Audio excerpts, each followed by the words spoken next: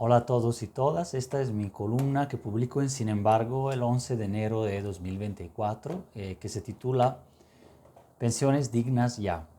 El domingo pasado, en ocasión del 117 aniversario de la huelga de trabajadores de Río Blanco, Veracruz, el presidente López Obrador anunció que antes del final del sexenio va a enviar al Congreso dos iniciativas de reforma constitucional y legal para establecer que los ajustes al salario mínimo nunca más estén por debajo de la inflación y para implementar una revisión del sistema de pensiones de las y los trabajadores.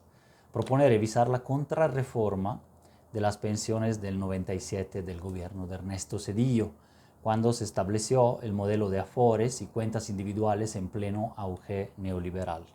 El sistema de pensiones privatizado que se engendró y que aún está vigente para quienes comenzamos a laborar después del 1 de julio del 97, derogó el régimen de la ley del 73 y fue un castigo durísimo para el mundo del trabajo.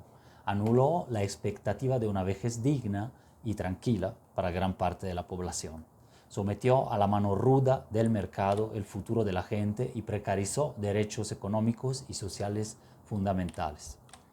Con la ley anterior del 73, quienes cotizaban 500 semanas en el IMSS obtendrían una pensión calculada con base en el salario recibido en los últimos 5 años, que podía llegar fácilmente al 100% del salario de los últimos 5 años del promedio.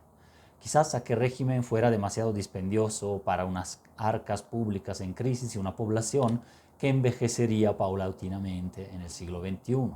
Sin embargo, en lugar de aplicar medidas correctivas y graduales dentro de un sistema mixto, justo, equilibrado y con rectoría estatal, el gabinete tecnocrático de Zedillo actuó ideológicamente en contra de la mayoría, privatizando y reduciendo las pensiones, a la vez que destinaba recursos ingentes al FOBAPROA.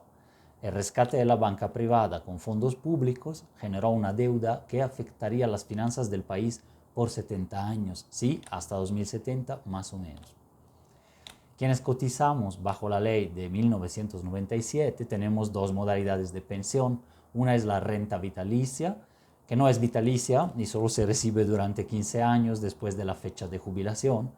Y la otra es el retiro programado, o sea, el dinero que se ahorra e invierte en la FORE a lo largo de tu vida es devuelto en una única solución a retirarse.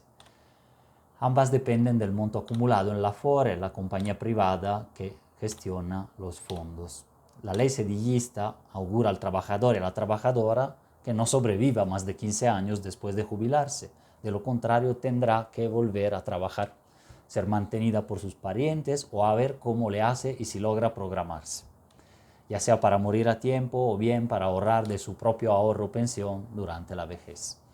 Por otro lado, el sistema de aportaciones voluntarias para incrementar este monto no ha despegado. Definitivamente no son inversiones atractivas frente a las alternativas disponibles. En suma, la tasa de reemplazo, o sea, el porcentaje del último salario que se recibe al jubilarse, es irrisorio o insuficiente.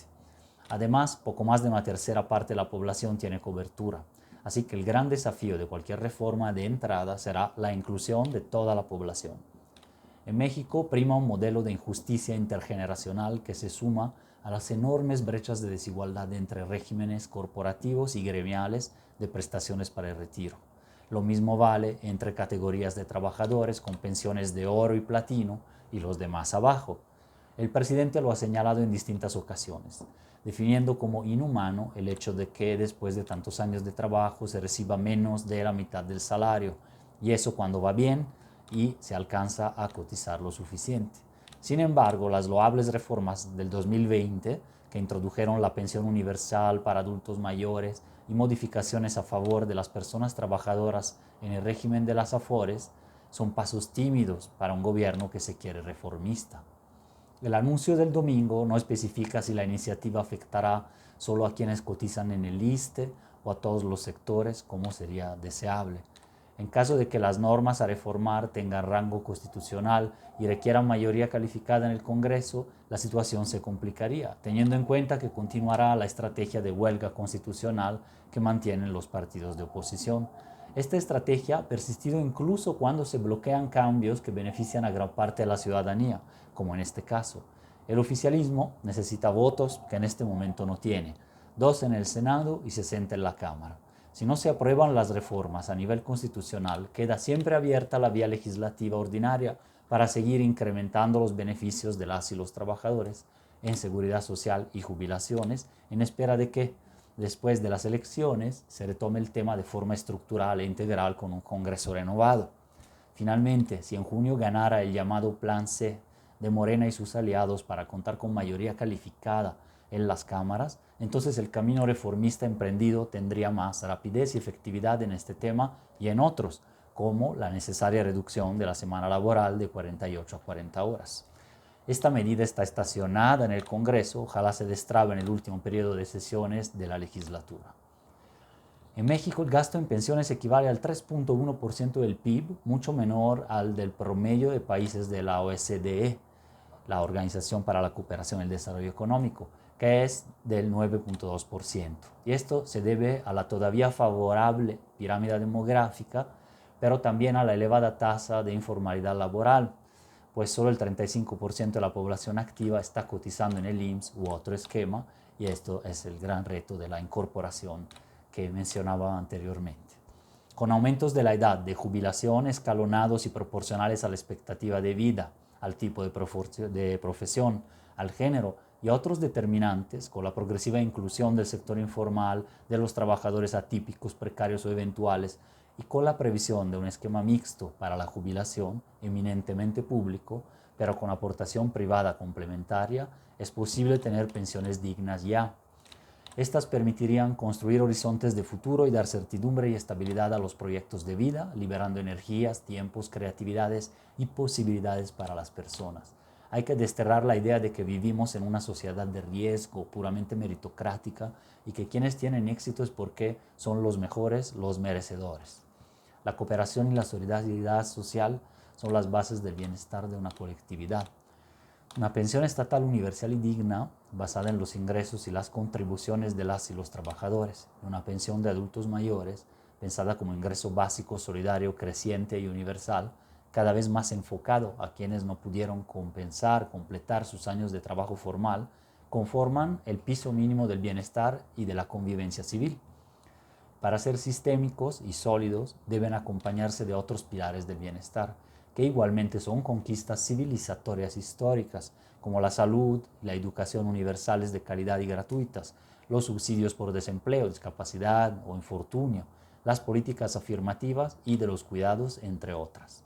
El proyecto de Nación 2024-2030 prevé sustituir las pensiones individualizadas por un sistema público que garantice un retiro digno a los trabajadores y las trabajadoras. A estas alturas cabe preguntarse quién paga las pensiones y todo lo demás. La respuesta no es la deuda, sino la reforma fiscal, un tabú impronunciable en México, sobre todo durante las campañas electorales. Sin embargo, esta debería ser la prioridad en 2024 para profundizar los logros del sexenio y garantizar su sostenibilidad. La solidaridad social, intergeneracional e interclasista tiene su piedra angular en impuestos patrimoniales crecientes a las grandes riquezas y propiedades, sobre todo a las que son improductivas, así como al consumo de bienes y servicios de lujo, a las herencias y ganancias financieras. Entonces, por un lado, hay una generación que se jubila con una ley muy favorable, la del 73, y otras que están en el otro extremo. Esta desigualdad puede ser subsanada paulatinamente, acudiendo no solo a los ahorros de los trabajadores, ya sean individuales o colectivos, sino sobre todo a la fiscalidad general. Si hay margen, la recaudación tributaria mexicana como porcentaje del PIB es muy baja, ronda el 16%. Brasil recauda, por ejemplo, el 34%, Argentina el 30%, Chile el 22% y el promedio latinoamericano es del 21.7%. Hace falta una fiscalidad progresiva en su conjunto a partir del ISR, en donde paguen proporcionalmente más quienes más ganan y más tienen. Para ello debe continuar el proceso para el fortalecimiento de capacidades de cobro y sancionatorias del SAT y el combate a la evasión. Urge elevar la base tributaria incorporando comercios y contribuyentes a la formalidad, pero todavía más importante es incrementar las tasas impositivas en los deciles de altos ingresos, así como el número de rangos de ingreso para aplicarlas de forma escalonada. Finalmente, tiene que limitarse con decisión la consolidación del pago de impuestos de los grandes corporativos, y cualquier otra posibilidad de elusión fiscal, tratando de estimular en cambio a las pequeñas y medianas empresas y a la clase media cada vez más reducidas y penalizadas. ¿Es todo esto viable política y socialmente? Considero que sí en la etapa actual. No se trata de nada realmente nuevo o subversivo en el mundo, al contrario. Es necesario para una transformación duradera que construya un nuevo pacto social en México. Postscriptum. Ya hay rumores, fake news y mensajes en medios y redes de que ahora el gobierno va por nuestras afores, casi como si fuera a expropiarse. No tardará en salir algún movimiento de las afores no se tocan que tache de populistas estas propuestas de reforma estructural, solidaria e intergeneracional. La verdad, no se ven indicios ni posibilidad de que se usen las afores para fines incautos o para sanar presuntas deudas gubernamentales u otros proyectos, como sostienen estos mensajes. Ni se ven fines ocultos en los anuncios presidenciales o en los planes programáticos de Morena. Así que se trata de noticias esparcidas para confundir y bloquear cambios que, al contrario, son potencialmente beneficiosos para las mayorías. Muchas gracias.